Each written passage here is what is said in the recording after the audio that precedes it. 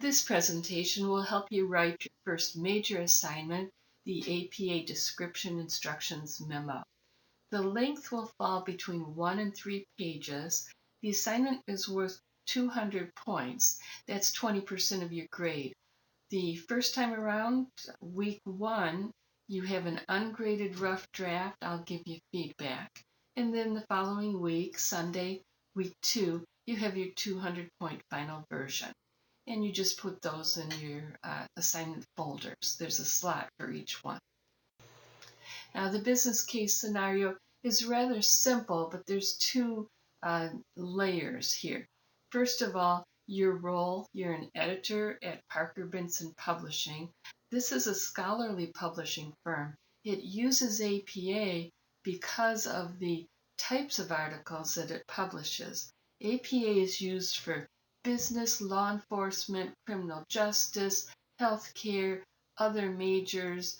It's a system designed by the American Psychological Association, so it's used for the soft sciences. It's the most popular system.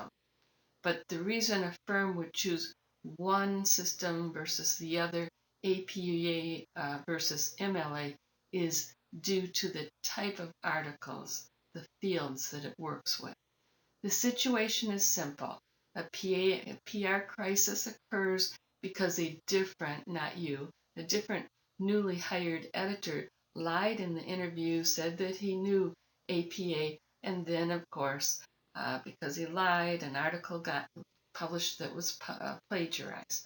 The solution, corporate attorneys will jump all over this immediately. They'll establish a paper trail to show that if this happens again, the corporation is not at fault because all editors have to start out the job by writing a memo to define and describe APA and to show they know how to use it. So that's the one layer. The other layer is I simply want to know, since so much of your grade depends on it, that before you start writing your own research paper, which we call an article, it's the same thing, that you all know how to use APA.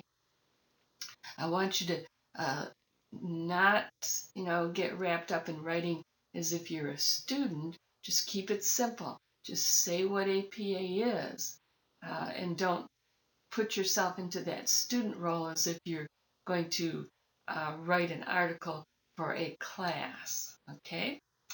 Let's go to the next slide. Now, the formatting guidelines are simple. If you copy this, and it's also in the written instructions, it'll work. Fill in your date, fill in your subject with something relevant, maybe APA documentation system, something like that. And here's your requirements. Stay between the length of 1 to 3 pages. I think you'll be tending more toward the 3 pages, but some people are very concise and they fit it on 1 page. The graphics, type Parker-Benson Publishing. Put some color to it, bold it, maybe make it I think larger than size 12 would look better. Maybe have a little graphic image. You don't need the address. It's not wrong if you throw it on there, but you don't really need it. Use a size 12 Times New Roman font. Single space within the paragraphs and skip a space between the paragraphs. Headings, that's going to help me, the reader, go through this very quickly. It'll split things up into chunks. Subject line, relevant, concise, maybe APA documentation system. Or you might come up with something a little more creative, but not lengthy and not a sentence. Graphics, sometimes students use them. They'll put in a screenshot or something like that, or they'll make a chart about a citation and it'll look nice, but it's not required. Okay, let's talk about the structure. Start with a brief introduction, 3 to 5 lines long. You got to discuss the benefits of using APA. You can work off of the crisis, obviously. You can discuss the negative consequences. Okay, so there's two things going on. Just say why you're using APA. And you can brainstorm this. Keep it simple, but why is it easier if everybody just agrees on the same rules. That's what we're dealing with. Now we have 4 sections in the body. Let's talk about the first one. Briefly, just define and describe the APA documentation system in one paragraph. What is it? What does it do? Why do people use it? Okay, brief. Don't write as if you're a student. If you're using the word college, university, UMC, you're off track.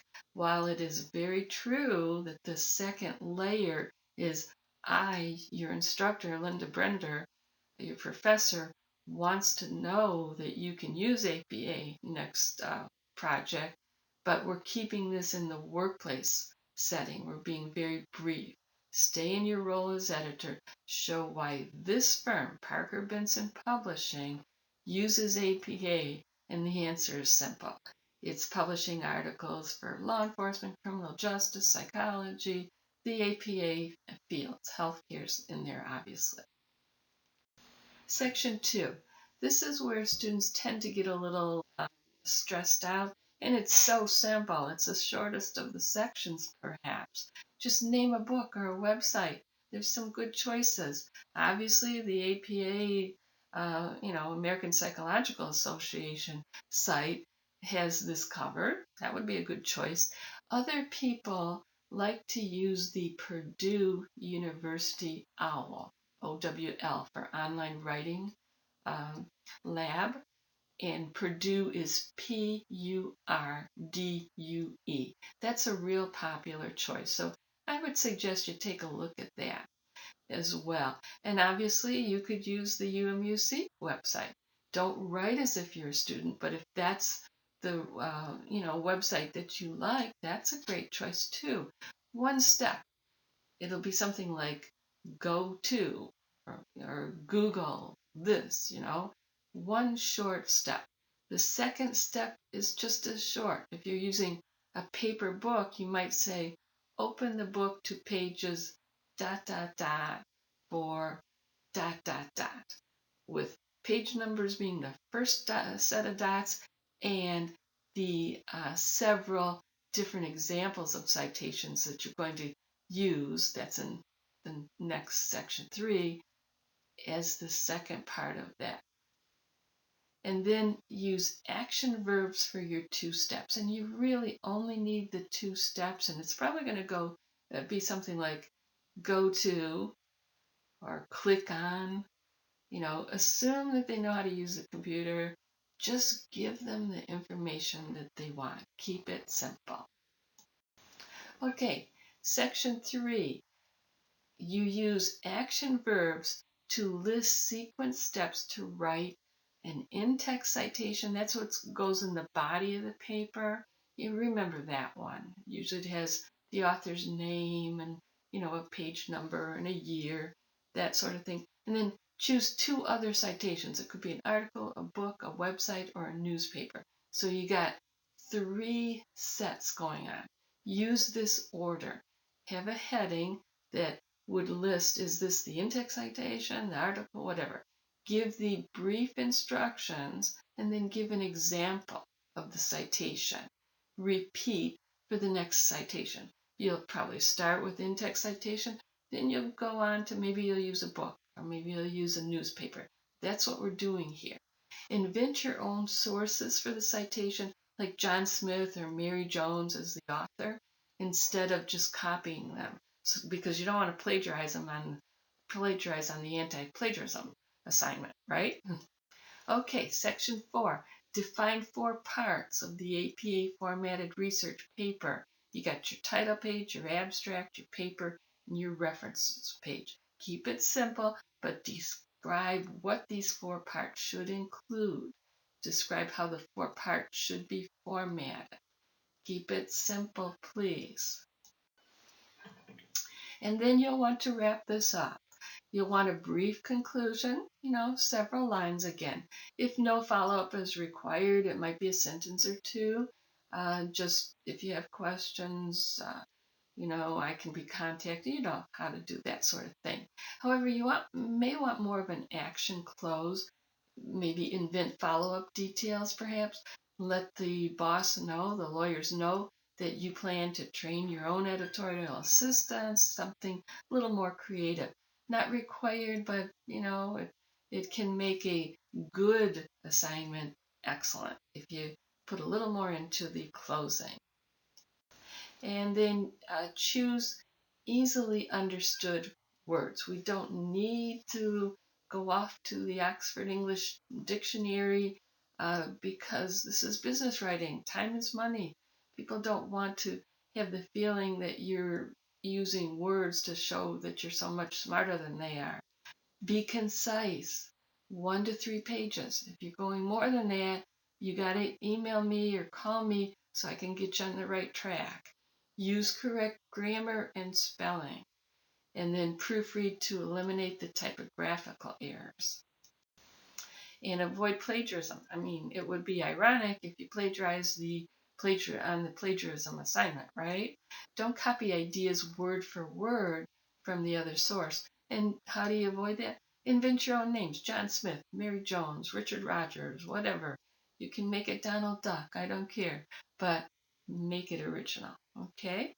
And I put all assignments through Turnitin.com, and it will detect plagiarism. So, just don't copy something word for word. This is kind of a unique assignment. You want Parker-Benson Publishing to be in your introduction and your close, that the name of the company. You might want to mention that you understand there was a case of plagiarism and you want to work to avoid that. Throw yourself into using original words. Final reminders. Don't write unnecessary words. Workplace writing. You want to go home before midnight. Don't write as a student. Don't mention college, UMUC, unless that happens to be your chosen website. That would be fine. And don't plagiarize.